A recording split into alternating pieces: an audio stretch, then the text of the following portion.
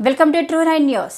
ఈరోజు ఒంగోలులోని collector office ఎదుట జరిగిన విద్యాశాఖ సమగ్ర శిక్షలో పనిచేస్తున్న కాంట్రాక్ట్ అవుట్సోర్సింగ్ పార్ట్ టైం ఉద్యోగస్తులను రెగ్యులర్ చేయాలని, ఉద్యోగ భద్రత కల్పించాలని నిరవధిక సమ్మె జరిగింది. రాష్ట్ర సెక్రటరీ కొండెపి పరిశీలకులు అడక స్వాములు, నాయకులు కళ్యాణి మహేష్, హరిబాబు తదితరులు పాల్గొన్నారు. ఈరోజు ఈ కార్యక్రమాన్ని నిర్వహిస్తున్న మన కళ్యాణ్ గారు, మరి మహేష్ గారికి, మిగతా వాళ్ళకి అందరూ కూడా పేరు పేరున నా ధన్యవాదాలు తెలియజేస్తున్నాను. మరి సమగ్ర సర్వశిక్ష అనేది ఒక సెంట్రల్ గవర్నమెంట్ శిక్ష అనేది ఒక సెంట్రల్ గవర్నమెంట్ ఆనాడు స్కీమ్ చేస్తే ఇంప్లిమెంట్ చేయడానికి నేను ఒక పార్టీని ఆ రోజు ఇంప్లిమెంట్ చేసిన స్కీమ్ ఇది. ఎందుకంటే ఆ రోజు మోడల్ స్కూల్ కావచ్చు, ఆర్ఎంఎస్ కావచ్చు, ఇవన్నీ కూడా సెంట్రల్ గవర్నమెంట్ స్కీమ్ తయారు చేసి రాష్ట్ర గవర్నమెంట్ కోఆర్డినేషన్ తోటి నడపని చెప్పి ఆ రోజు మనకు ఆదేశించి ఆ రోజు ఈ స్కీమ్ నేను ఇంప్లిమెంట్ ఎంతో కోసం నేను ప్రయత్నం చేస్తాను. మరి అదేవిధంగా మన సమగ్ర సర్వీస్ దాంట్లో నేను 5 సంవత్సరాలు సూపరింటెండెంట్గా, 2 సంవత్సరాలు ఎఫ్ఐ ఇన్ఛార్జ్ కూడా చేసి ఉన్నాను. మీకు చాలామంది తెలిసే ఉంటుంది.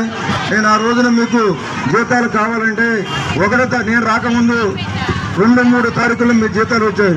నేను వచ్చిన తర్వాత 1వ తారీఖు మీకు అందరూ కూడా జీతాలు అందుబాటు చేయడం జరిగినది.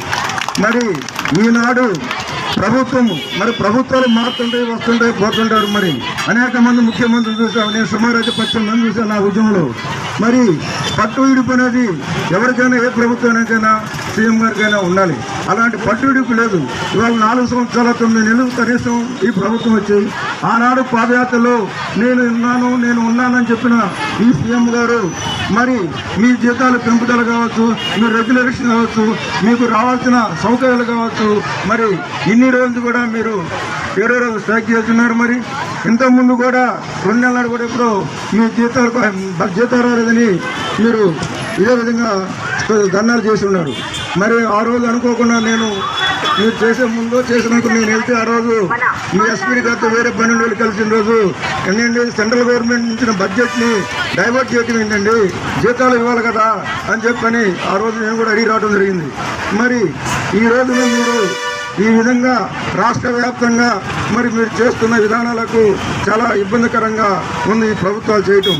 మరి ఈ రోజుకైనా ఏదైతే సెంట్రల్ గవర్నమెంట్ ఇచ్చిన 50% బడ్జెట్, స్టేట్ గవర్నమెంట్ ఇవ్వాల్సిన 50% బడ్జెట్ కలిపి మీకు జీతాలు త్వరలో ఇవ్వాల్సిందిగా కోరుతున్నా.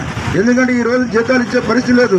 రెగ్యులర్ ఎంప్లాయీస్కి 5వ తారీఖు నుంచి 15వ తారీఖు దాకా పెన్షన్స్కి ఎవరికైనా జీతాలు ఈ రోజున ఈ ప్రభుత్వం వచ్చినాక ఇవ్వడం జరుగుతుంది. మరి అలాంటి స్థితిలో మరి మీరు అందరూ కూడా ఐక్యతగా ఉండి మీ యొక్క కార్యక్రమం సాధించడానికి ప్రయత్నం చేయాలని కూడా మీ అందరూ కూడా మనవి చేస్తున్నాము.